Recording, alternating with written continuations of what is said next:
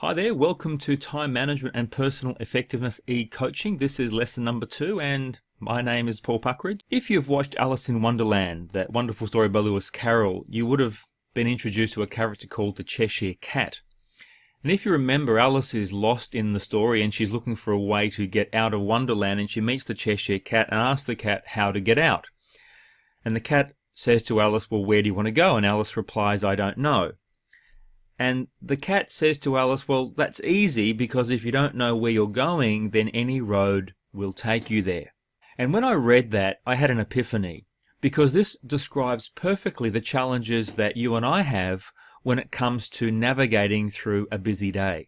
If you don't know where you need to be by the end of today, then you'll find every road will take you to where you probably don't want to end up. In this short session, I want to discuss with you the importance of planning, and I'll carry this over into lesson number 3 next week. Planning, from a time management perspective, is one of the most important things that you can do to gain greater control of your time. And I believe one of the reasons why many managers and employees fail to achieve what they are capable of isn't because of a lack of time. We discussed that last week. We all have 86,400 seconds every day, but rather they don't plan their time effectively. For example, if you were traveling overseas for a month and you didn't happen to have a plan as to what you wanted to do and see, then chances are that you'd end up leaving Europe or America, wherever it is you were going, come home, and although you did a few things, you probably didn't do all the things you wanted to do. Why? Because you didn't either have a plan or you didn't carry out the plan. So here's my question to you today. How many minutes did you spend planning your day this morning before the start of work? If you remember through our training course, we believe that when you come into work in the morning, before you start getting involved in emails and phone calls and too many conversations, you need to create a plan for your day. Now, I'll discuss the actual basis of that plan next week. But here's what I'd like to leave you with today. Whether you are a manager or an employee, you and I have basically 4 plans that we need to identify and make sure that we have access to. Firstly, it's what we call our annual strategic plan. This is the plan that you set with your manager for the following year.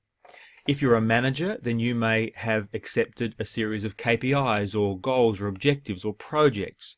If you're an employee, then your manager may have asked you to work on certain aspects of your performance to improve that over the coming 12 months.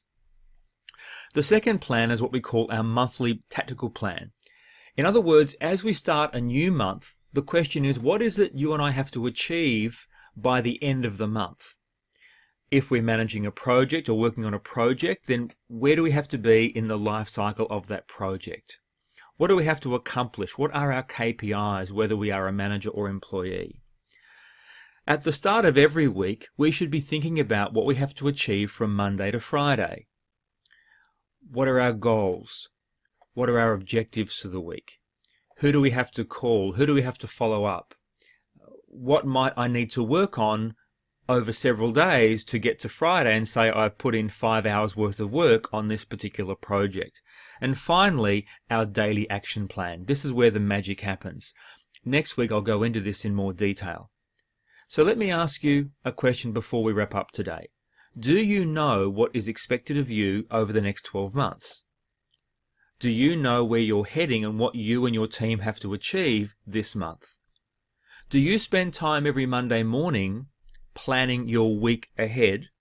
And do you come into work every day, and before you start doing work, do you sit at your desk or work area and create a plan for your day? If the answer is yes, then let me congratulate you. If the answer is no, let me encourage you to create a daily plan every morning before you start work. With that being said, that's the end of today's coaching. I look forward to providing you a new lesson in 7 days' time. Until then, enjoy every success.